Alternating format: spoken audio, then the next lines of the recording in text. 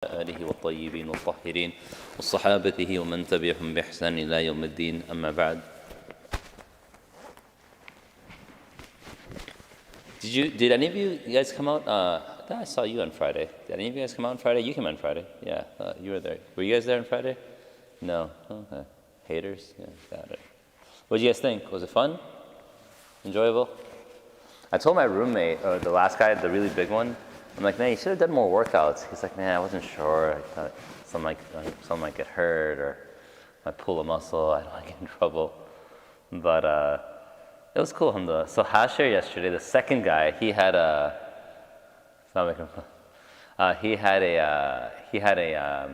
jiu-jitsu match yesterday. It was pretty official. Like a whole flyer, like it looked like almost like an MMA flyer, like a poster. It was at the Odeum. Tickets were $60 a person. I'm on my kids and I, we wanted to go. And then we were like, well, $60 a person, not paying for that. And then you can watch it online. So I went online to watch it. It's pay-per-view. You have to pay money online. That's pretty crazy. It's official. So finally, long story short, I was like, okay, you know what? I'm just going to get in touch with Hashir and just see how it went. And alhamdulillah, he won. He won in like 30 seconds. So I'm extra happy I didn't pay $60 per person to get into it. Alhamdulillah, what's going on? I wasn't sure the password was. I'm just going to leave it alone. Yeah. So I don't want to accidentally mess something up and then hack into MSI's like bank account or something. Don't worry. Oh, is it? Well then. I thought that was the name of the laptop. At our school, our laptop names are here. So we know, like, not like our personal names, but like, okay, room something, something. But mashallah, you guys have an extra level of, what's the word I'm looking for? Trust.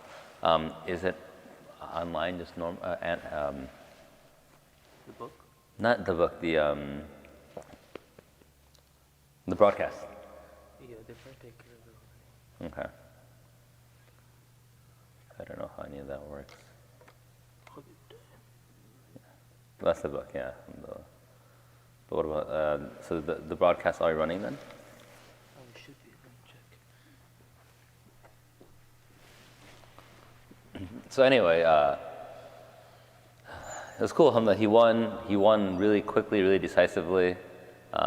He won like in 30 seconds on a heel hook, and then that was it. But it's pretty awesome. Yeah? Jazakumullah khairan. So I hope you guys are able to come. If you weren't, inshallah, next time we hold something like this, I hope you're able to join. What happened? Okay. Where do you go to school? Darussalam? Are you doing Alan course? You're doing your door of Hibs. Because you finished your Hibs. Okay. Where do you go to school?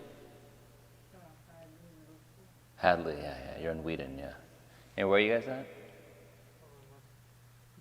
Oh, you're both GW? What years are you guys? Freshman, nice. Do you like beat him up because he's a freshman? No, you just beat him up because he's your brother. Got it. I would ask you, but I don't think you go to school right now, so I think you're a little too old for that, alhamdulillah. So that was cool. So it was really cool to see someone who was demonstrating on Friday, come out and just be completely victorious on Saturday. Such a decisive win, 30-second heel hook that like a large crowd saw, so alhamdulillah. Now we go back to this, Khabib time. There's an interesting interview with Khabib. So before we get to the chapter, with Khabib on last month at the UK, a month and a half ago now. And a really important question was asked him. So he was in this forum, in this auditorium, on stage, the host, etc. And he was asked this interesting question during Q&A time. He was asked the question about whether or not he felt MMA was permissible. So what do you think he responded by saying? What do you think he said?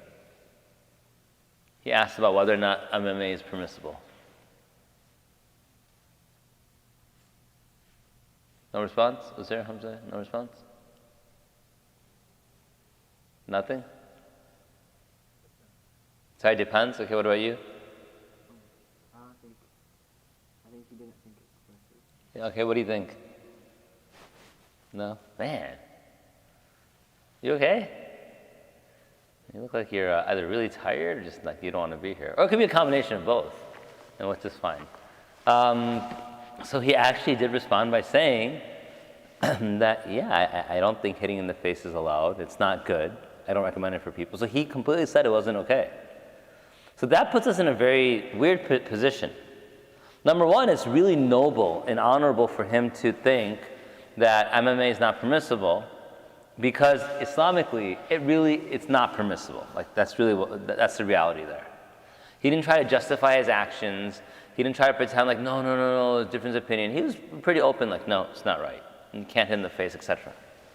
And that's really noble. If someone messes up in something, it shows how honorable that individual is when that individual is able to recognize his mistake, her mistake, the flaw there, or the error over there, and own up to it. The second part is a little more troubling. What does Khabib do for a living? Anyone know? So he's a retired fighter, doesn't fight anymore. What does he do for a living? He trains fighters. And on top of that, what else does he own? His own fighting championship. Oh, We won't have class next week. yeah, I'll announce that, inshallah. And then I'll probably be back by Zohar, but then we'll wrap it up. Okay, cool. Inshallah, perfect, inshallah. I'll probably leave at 1:10. Normally get my kids and come with me. And that message, I don't know what that meant. When you forwarded it. So there was someone who was really upset with the flyer, the way the foot was pointing over the word Allah. I forget that, not that proud of you. So, Yeah, so I was like, okay, I'll just forward it over. Everyone always has some complaints. I get them. Okay, Jazakallah. Take care. My stuff. So he has his own, it's called the EFC, the Eagle Fighting Championship. Like this is the Ultimate Fighter Championship, the Eagle Fighting Championship. So how do we reconcile that? Is he making money off the EFC? Yeah, he is. So is he still supporting it? Yes, he does support fighting. So then what do we say? Are we going to praise the fact that he thinks fighting is wrong and what he did was not correct? Or are we going to wonder like, hey, you're saying that, but yet you're still what? Engaged, involved in this on some level. So the reason I bring this up is because I want you guys to know that we're not looking at this person as some sort of prophet or as some sort of like wali of Allah. He's a good person who has good values, who practices deen, who's proud of his Islam. There are some things that some decisions that he made, not a lot, just a couple, all related to really fighting, that I wouldn't necessarily agree with. But we see over here that even good people make mistakes. And sometimes those mistakes, it's just our weakness. And we can't justify, we can't say, no, actually it would be allowed because A, B, and C. Rather, what do we say? No, it's not right. He does it. We can't justify it, but it is what it is. Like, what else can we do? Can't go like fly over to Dagestan and say, Khabib, what you're doing is wrong, I'm going to take you out of it. Nah, it's not going to happen. And so I wanted to begin with that, because if you go on YouTube, if you ever search Khabib, or if you just happen to have this forward to you, it could be a little confusing, like, wait, he said it's not okay, but he's still involved in it. Anyway, coming back to this. So chapter 5. Where do we end chapter 4? Yes. Yeah, we didn't end. There's something I wanted to go over. At the end of chapter 4, one thing I didn't get to cover last time because we ran out of time. So he mentions that we never heard from him the words, "You must win." Each of us who was preparing to begin a bout already understood that he wrestled only to complete the competition, standing on the first step of the victor's pedestal. So the expectations he had for everyone was what? Success. And there's a difference between expectations and being overbearing. How many of you have ever competed in something? A sport, a competition, a spelling bee? How many of you have competed in something?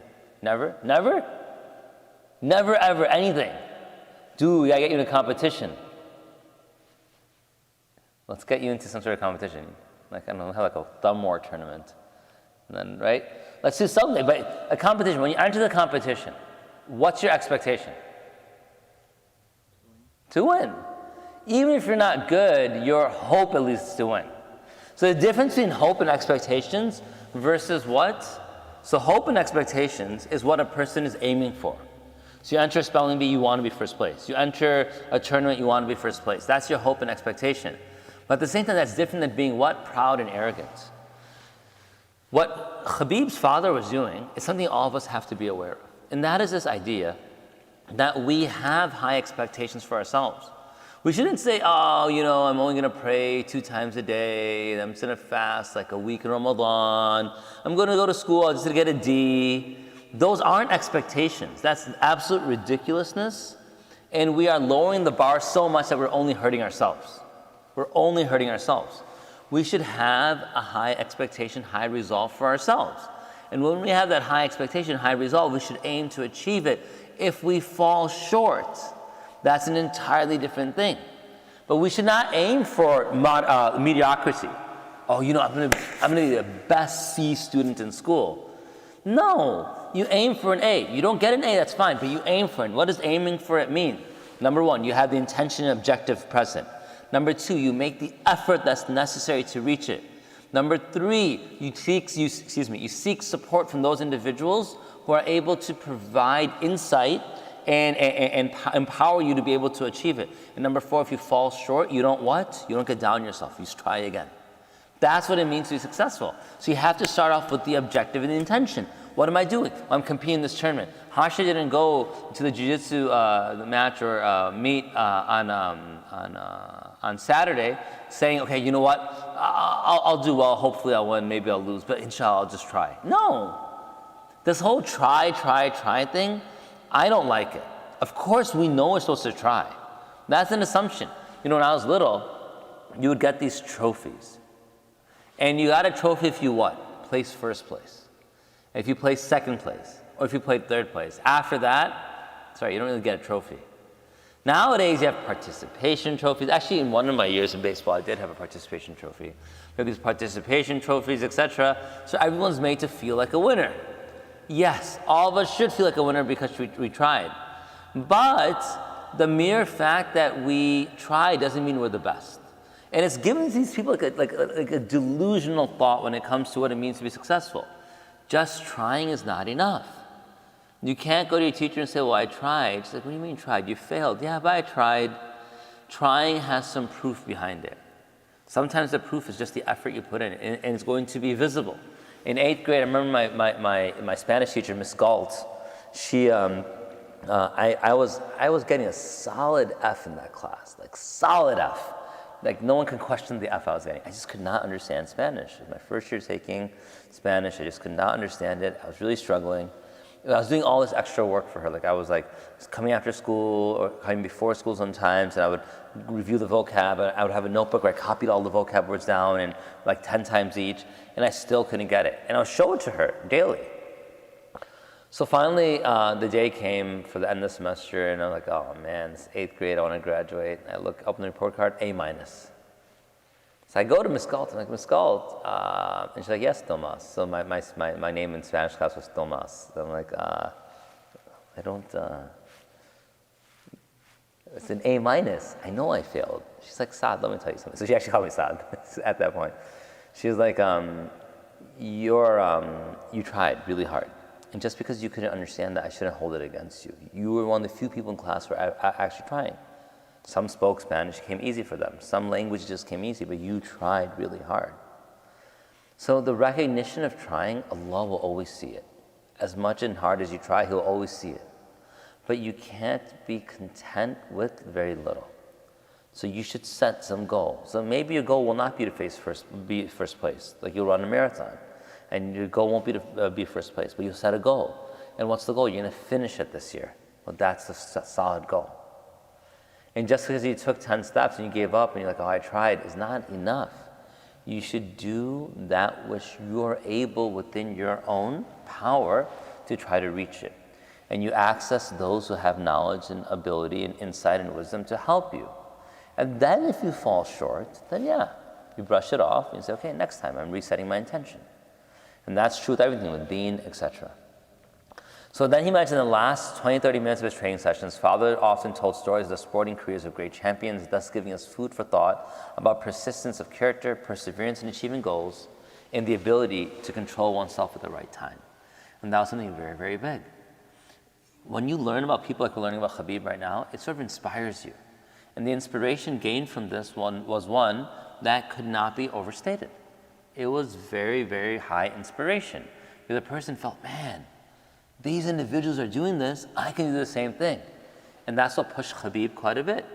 You know, he's this boy from Dagestan who's engaged in eventually UFC, but he has aspirations and goals. He does so through what? By trying and thinking about how others did it as well. So at the end, something really awesome that he mentions. This is also father perceived trends. This is also a hallmark of his. Even in the period of 2006 to 2008, in his conversations with fellow coaches in various types of martial arts, father claimed that everything was moving in the direction of the unification of these different sports. Towards what? Mixed martial arts. Graduate's opinion regarding the trend towards an increasing share of mixed martial arts as a sport discipline was confirmed. Meaning what? His father could tell, like, hey, we're not going to have this competitions only in karate and only in jiu-jitsu and only in sambo. We got to mix it up. And his father began to gear them towards that. And I found that interesting because it was sort of, it was telling of how insightful his father was. Okay, so we're going to stop over here for a moment.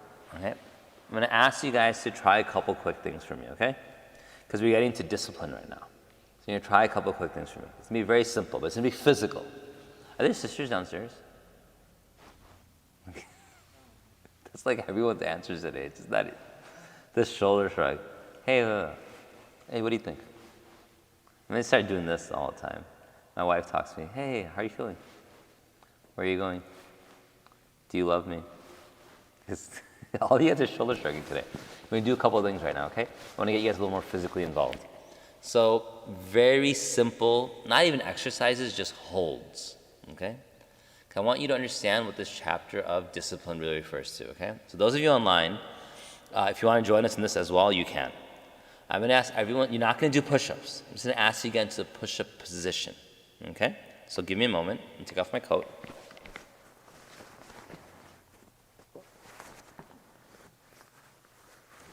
Okay. All we're doing is getting to the push-up position. So in the push-up position, what you're going to do is you're going to keep your hands under your shoulders, okay? They'll be fully extended. You have your toes on the ground fully extended, and you're going to draw in your belly button such that you're pulling it towards your spine, okay? Your back will not have this arch where your stomach is bending towards the ground. In fact, your back should be straight, if not even tilt your pelvis up just a little towards the sky, okay? But don't do it yet. We'll start it together. And we're just going to do it for only 1 minute, okay? We're not doing a plank, like a half plank. We're just going to do this, okay? Let me just set the timer. So everyone ready? Hands and knees. Okay? 3, 2, oh wait, that's 1 minute, 30 seconds. I don't want to go. No, until I say start, then we go to our toes. 1, start. Okay, just hold it like this. Good, hold it. It's easy, right? Hands and toes, hands and toes, hands and toes. Lower your hips just a little, Yusuf. This Yusuf, yeah, you're good now. Make sure you're drawing your belly button into your spine. We're good? Get your knees off the ground, bro. Yusuf in front of me. Get your knees up. Yeah, straighten your body more.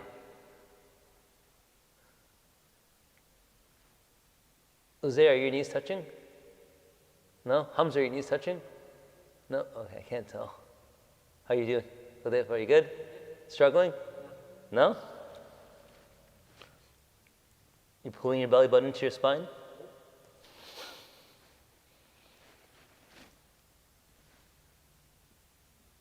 And time. Okay. Scale of 1 to 10, how easy was that? Hamza, good. How easy was it? 3? Okay, so it's relatively easy. Uzair, how easy was it? 5. What are you, Hudayfa? Higher is harder, yeah. 2, it was really easy. What about you, Yusuf? 5. What about you, Yusuf? 5, okay. Cool. Next thing we're going to do is going to find a flat space on the wall, okay? So, but fully up and down, like so one of that area or this area over here, okay? And we're going to go and we're going to do a wall sit for only 30 seconds, okay? Not a minute or anything, only 30 seconds. Okay.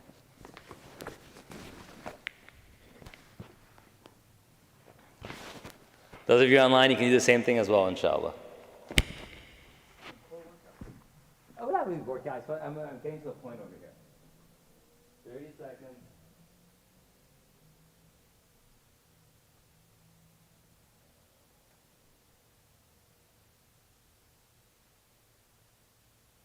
No, not 30 minutes, no, my bad. Some people go on, like, why are we stopping? That spot where I can do it, I can see you guys.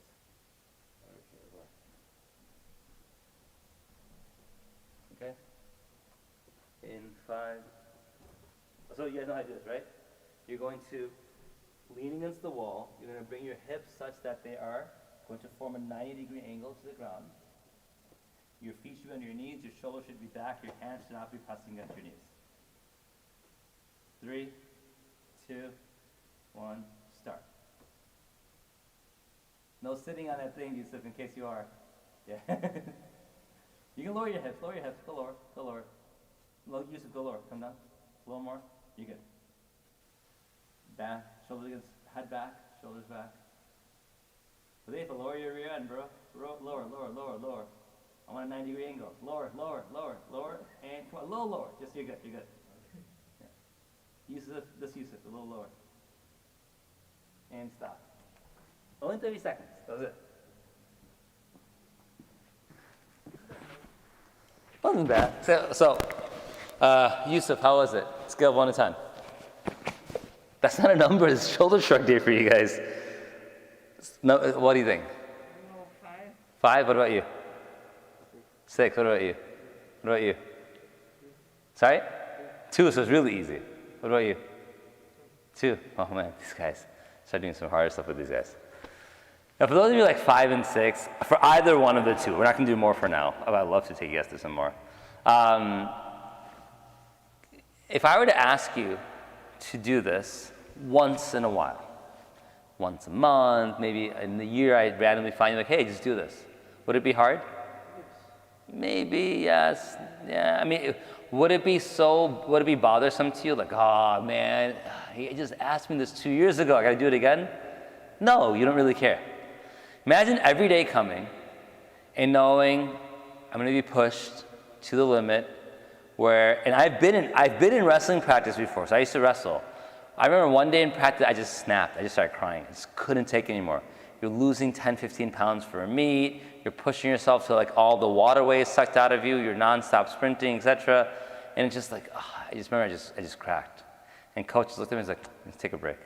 And I felt like so small at that moment.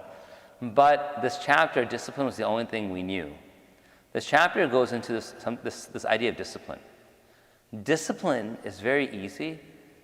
So Hamza, do you play video games? No? What about you there? Video games? No? Are they for video games? What kind? I don't play. Okay, you used to play video games? What games? Fortnite. What about you? Do you play video games? No? Okay, so let's say, I'll take you as an example. So I'm like, okay, look, I give you an assignment at the end of class. Every day, for at least 20 minutes, you have to play video games, okay? Would you be able to do it? Yes. You said, I'll give you, so you're okay now all of a sudden, you're cool with it. So a moment ago, you're like, I got it, I'm on this. And I'm like, every day for at least 20 minutes, I want you to do a wall sit. 20 minutes. Yeah, you'll do it? You do it? Like you can take like maybe, I'll say like 20 minutes straight. It's not straight. You take 1 minute, 10-second break. 1 minute, 10-second break. Which one would get tiring and cumbersome faster? The second one, the wall sit. People don't want to do it. Which one will likely give you more success in life over a period of time? The second one. Fortnite is not going to give you more success in life. The second one will. Usually you need discipline and things that you don't want to do, or we don't want to do, but will be beneficial to us. Does it take more discipline to pray Fajr in the winter or Fajr in the summer? Summer, because you wake up what? Much earlier. Like 3:30 a.m., you're up praying Fajr. And that's like right when the sleep has just kicked in. And now, all of a sudden in the winter, you're getting up for school anyway to pray, then it's not a problem. Does it take much more discipline to wake up on time during the weekdays or the weekend? Weekend, because nothing's stopping you. There's no discipline, structure, or schedule that keeps you going. So this chapter goes into how their discipline was established. And the reason why discipline was so important was because although we hate it now, it helps refine us and make us into something better and someone better. And so as we go into this chapter, he mentions, I was young and every night going to bed, I used to think over the affairs and concerns of tomorrow. It was part of my early childhood. My discipline in Karaval. My disciplined attitude was certainly the fruit of my parents' efforts. Mother was so caring and considerate with me that it would have been simply unacceptable to act up in her presence or not to do my homework. In addition to this, Mother underwent several operations so that even though I was a child, I felt that doing something really improper in front of her would be beneath my dignity. Father was constantly busy with work and travel. He coached the boys and also trained himself as well as supervising the state farm. That is to say, he was completely immersed in work. Khabib, when you have discipline, you're doing this for someone. You're doing it for yourself, which is really a high ideal. You're doing it for Allah, which is even greater, which is not what he's talking about right now. Or you have someone you're trying to make happy, you're trying to impress. So Khabib, who is he trying to make happy? His mom and his dad, his parents, right? Why his mom? Did his mom tell him, do it, I'll give you money, I'll give you candy, I'll be happy with you? What caused it there? Sorry? Respect, good, and what else? Along with respect, something else. The dignity, this is reality. He knew how much his mom has suffered. His mom has suffered quite a bit. She was sick, she went through surgeries, and all those things made him realize that, look, I can't be fooling around. Mom deserves better than this.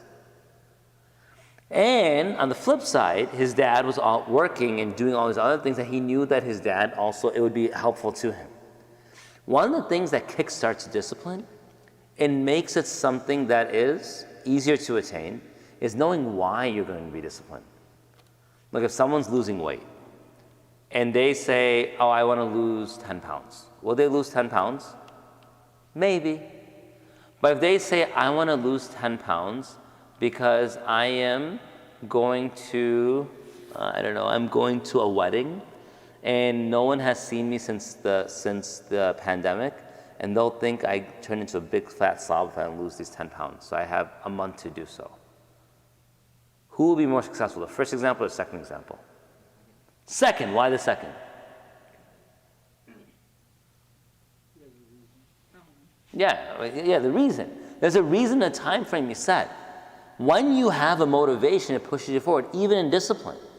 When someone's disciplined, and discipline works, in English we call it the stick or the carrot. The stick is when you hit someone for doing wrong. The carrot's when you give something good for that person to do something right. Over here, there's a reward, there's positive reinforcement, negative reinforcement. A person's afraid they're going to be made fun of. They probably will be disciplined, although it's not the best reason, but at least they have a reason to push themselves forward. A person wants to gain muscle or lose weight. There's no discipline there yet, but if they say, I want to do it because of A, B, and C reason, then they're able to do it. You know, how many of you ever tried to study a foreign language before? What language? Turkish. How'd it go? It's hard. Were you able to do it? A little bit. How much did you accomplish? Sorry, stop. A few words. Why weren't you able to just get completely focused and completely, what's the word I'm looking for? Completely fluent in it? Say it again? It wasn't as important. Let's say,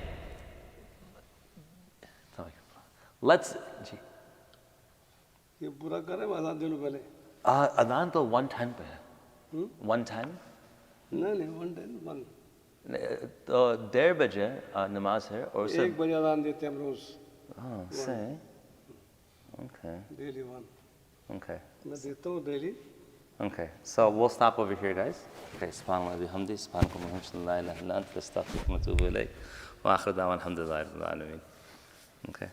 So I'm going to go get my kids for prayer. It's adhan time, apparently. Okay.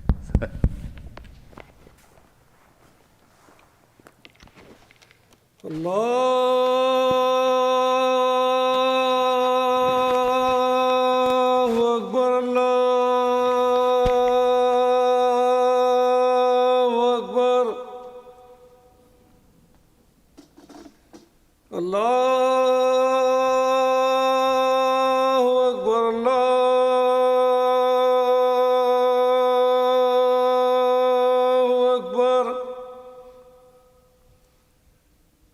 أشهد أن لا إله إلا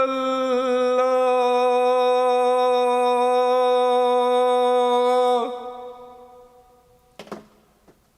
أشهد أن لا إله إلا الله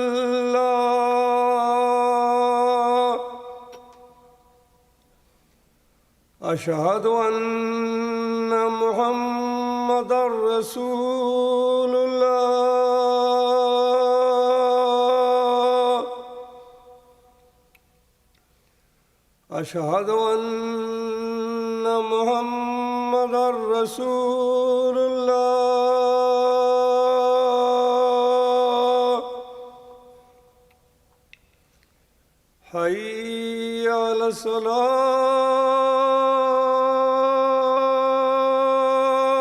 الصلاة حي على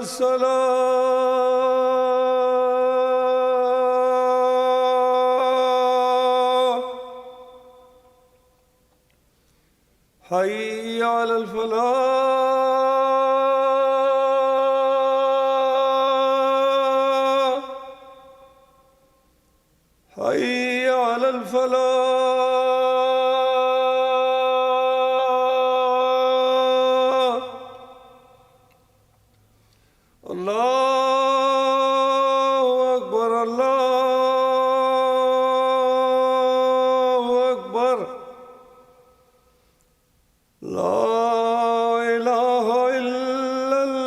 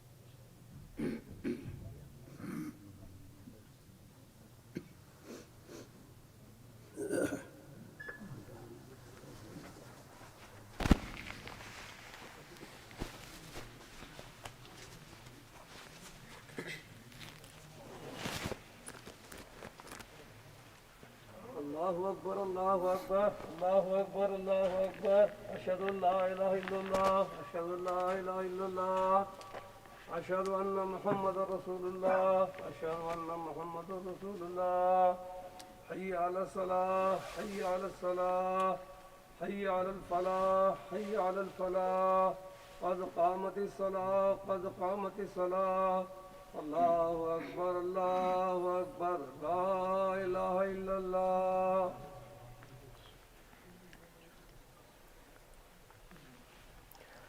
الله أكبر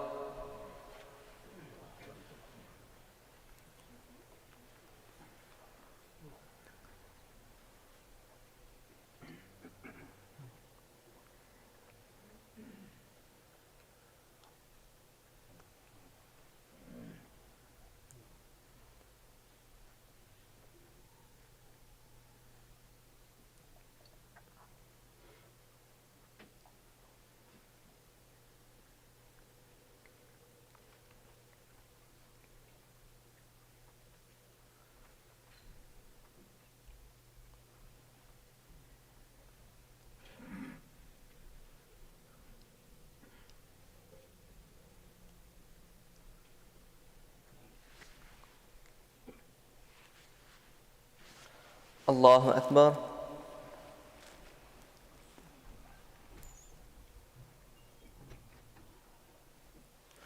سمع الله لمن حمده الله أكبر